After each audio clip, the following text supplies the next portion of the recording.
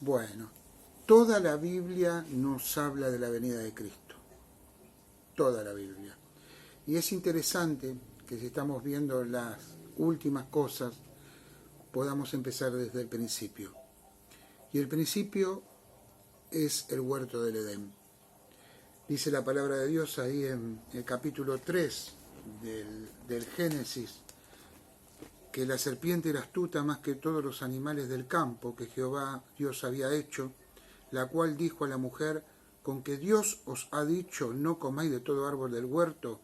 Y la mujer respondió a la serpiente, del fruto de los árboles del huerto podemos comer, pero del fruto del árbol que está en medio del huerto, dijo Dios, no comeréis de él, ni le tocaréis, para que no muráis. Así comienza la historia de la tentación de la serpiente a Adán y Eva. Y, hermanos, ese fue un momento triste. Dice que ellos oyeron la voz de Dios al atardecer y que Dios se paseaba en el huerto al aire del día. Y el hombre y la mujer se escondieron de la presencia de Jehová Dios entre los árboles del huerto. Mas Jehová Dios llamó al hombre y le dijo, ¿dónde estás? El hombre se perdió. La raza humana se perdió. Y Dios le preguntó, ¿dónde estás? La respuesta de Adán fue, oí tu voz en el huerto y tuve miedo porque estaba desnudo y me escondí. Y Dios le dijo, ¿quién te enseñó que estabas desnudo? ¿Has comido del árbol que yo te mandé que no comieses? Y el hombre respondió, la mujer que me diste por compañera me dio del árbol y yo comí. Entonces Jehová, Dios, dijo a la mujer, ¿qué es lo que has hecho? Y dijo la mujer, la serpiente me engañó y comí. Y Jehová, Dios, dijo a la serpiente, por cuanto esto hiciste, maldita serás entre todas las bestias y entre todos los animales del campo, sobre tu pecho andarás y el polvo comerás todos los días de tu vida. Les acabo de leer la historia más trágica jamás escrita. La historia más triste de la humanidad. Ahí comenzó todo. Ahí comenzó el desastre para la humanidad.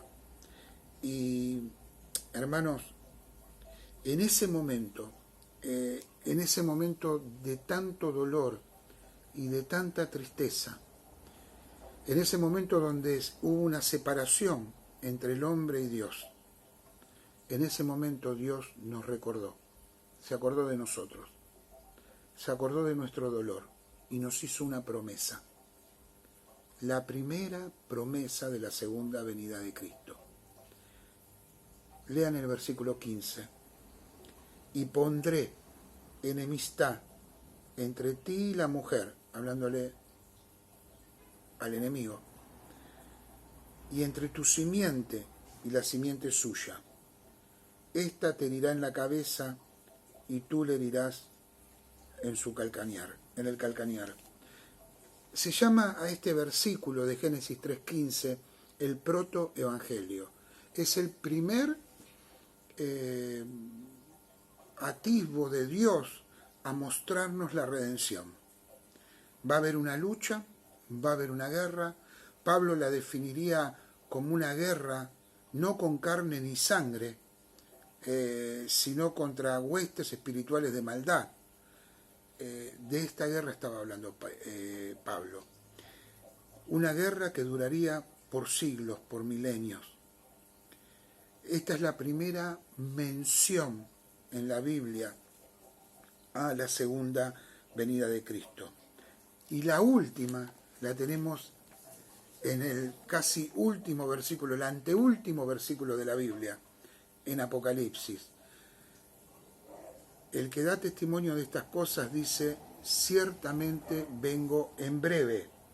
Amén, sí ven, Señor Jesús. Así que vemos a lo largo de toda la Biblia, vemos que Cristo viene.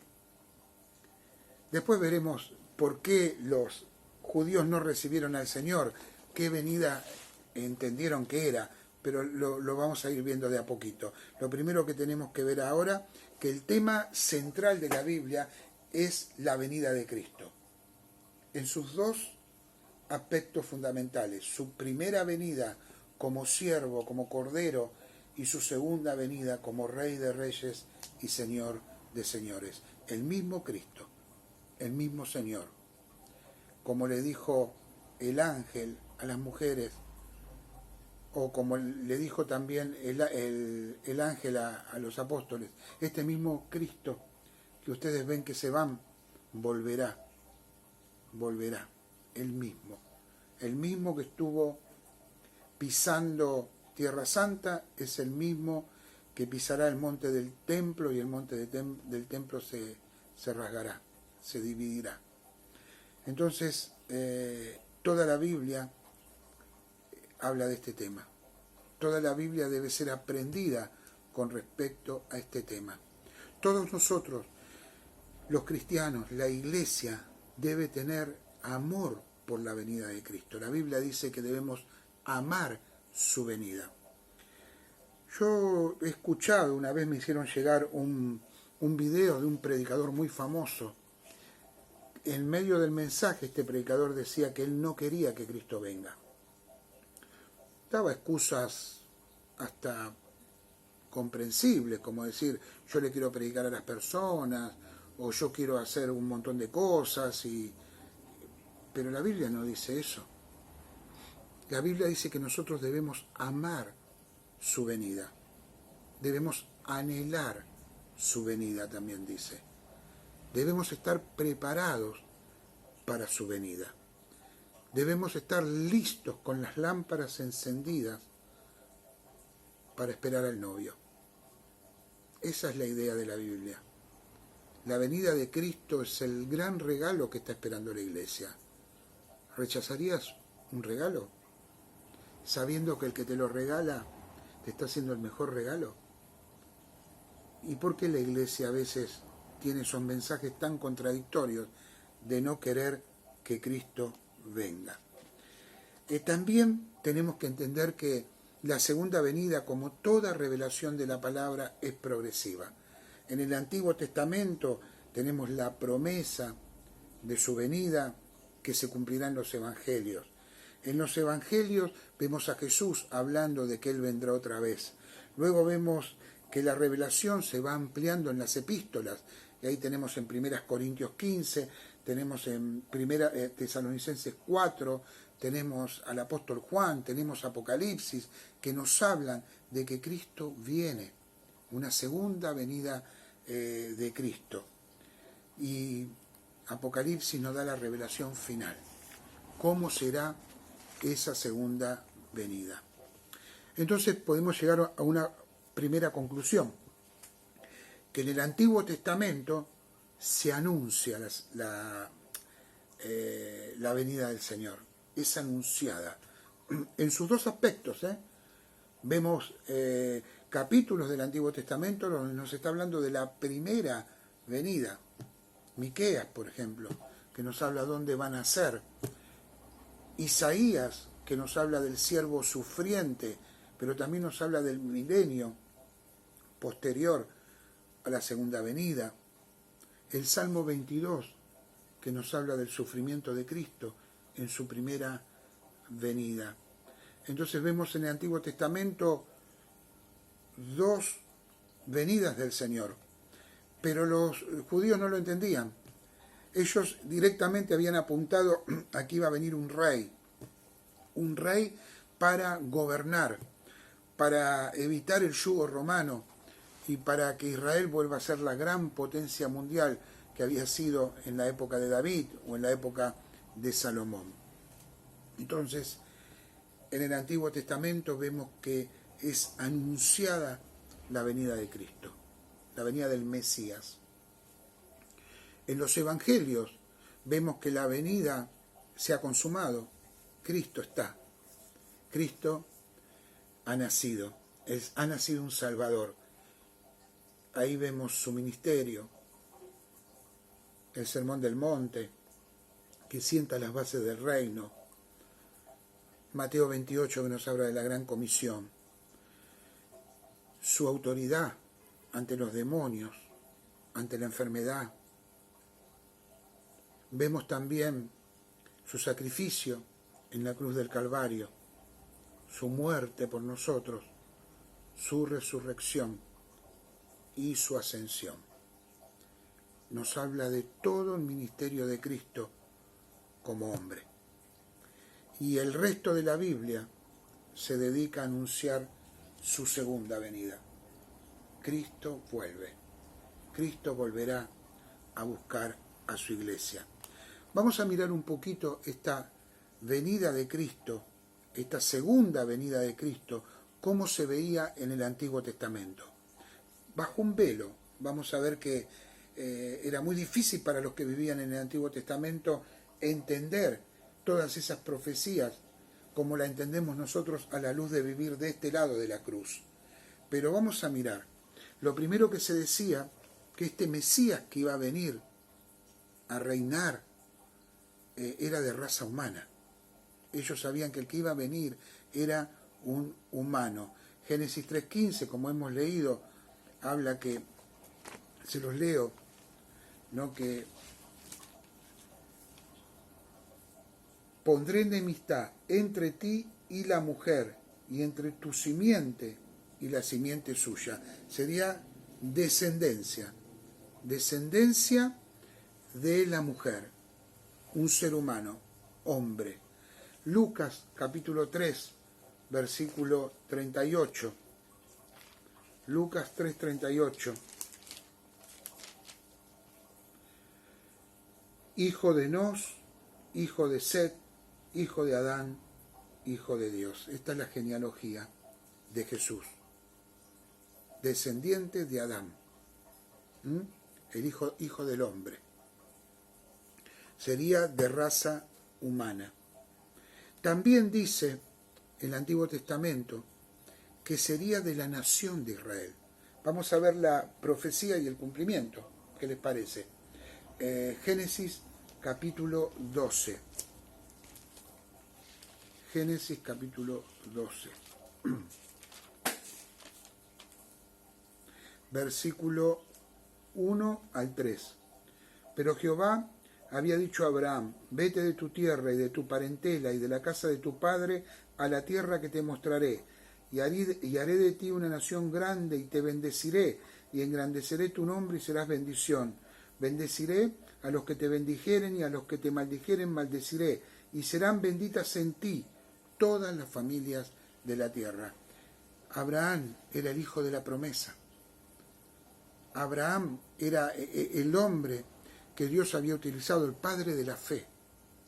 Y la descendencia de Abraham, por su descendencia serían benditas todas las naciones. De ahí vendría el Señor. Mateo capítulo 1, versículo 2.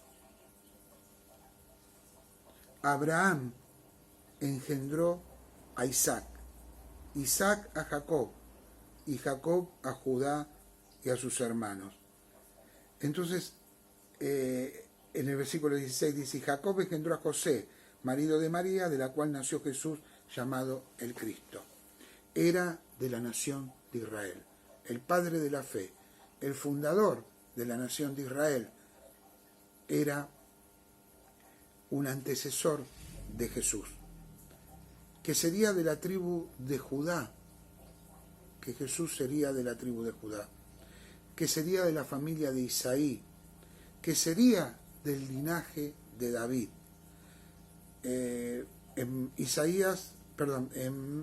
en 2 Samuel, capítulo 7, es interesante porque nos muestra que Jesús también era el hijo de David. 2 Samuel, capítulo 7, versículo 1.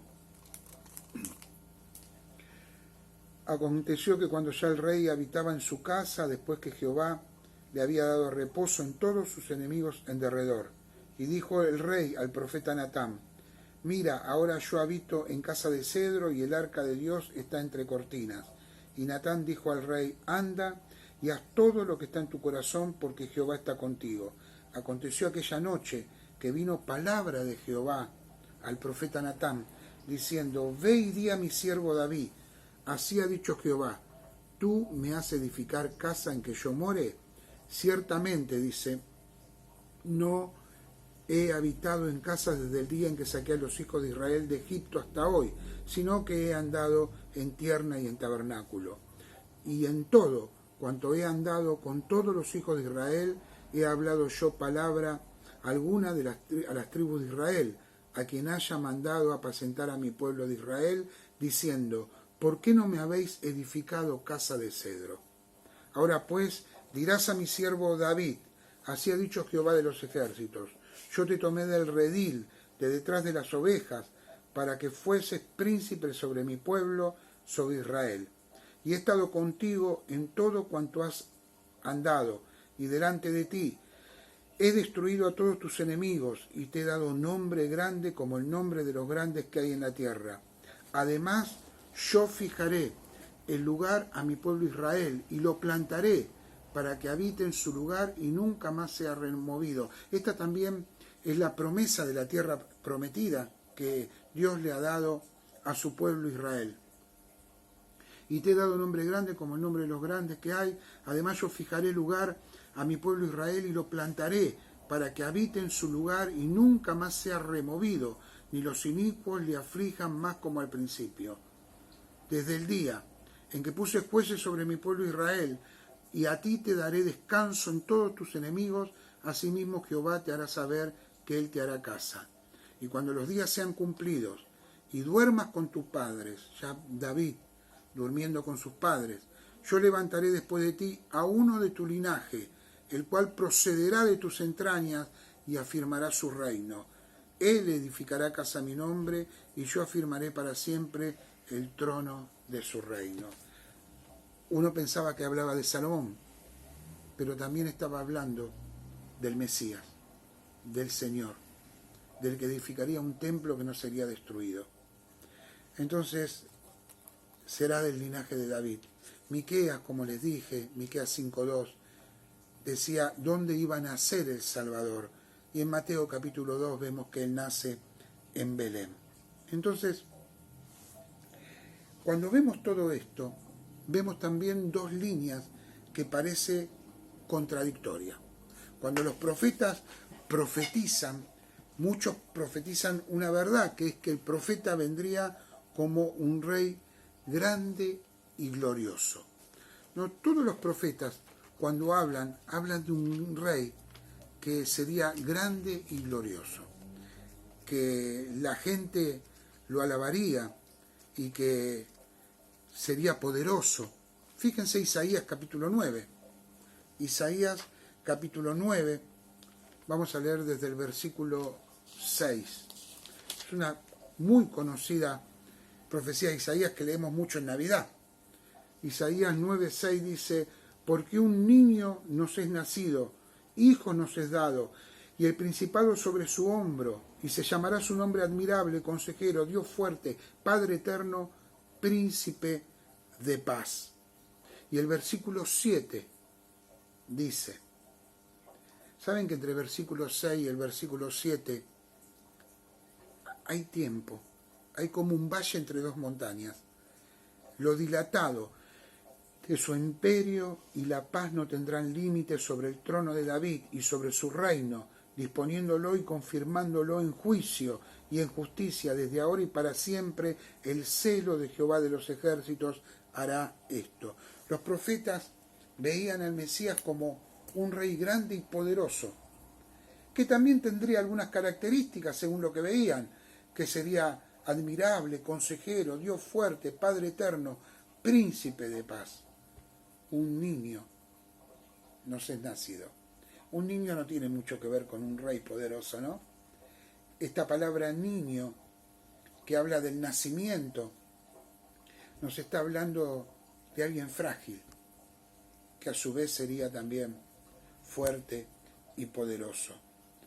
Pero también se presenta a Jesús como alguien humilde, como alguien rechazado, alguien que en la profecía se lo ve muriendo, se lo ve sufriendo. El mismo Isaías, en el capítulo 53, nos relata de esta persona. Son dos personas distintas. ¿Qué diría Isaías cuando profetizaba y escribía estas cosas? Isaías 53, todo Isaías 53, dice, despreciado, versículo 3, y desechado entre los hombres, varón de dolores, experimentado en quebranto, y como que escondimos de él su rostro, fue menospreciado y no lo estimamos. Era como una confusión, ¿no? ¿Es este o es el otro? Esa confusión la tuvo Juan el Bautista. ¿Sos vos, Señor, o tenemos que esperar a otro? Juan también dudó. Juan estaba dispuesto a que le corten la cabeza por el rey. Y ahí es cuando el Señor dice, los cojos caminan, los ciegos ven. Hermanos, había una incertidumbre. Para el judío del Antiguo Testamento, estas líneas de predicción les presentaban un problema casi sin solución, que lo vamos a ver en el próximo video.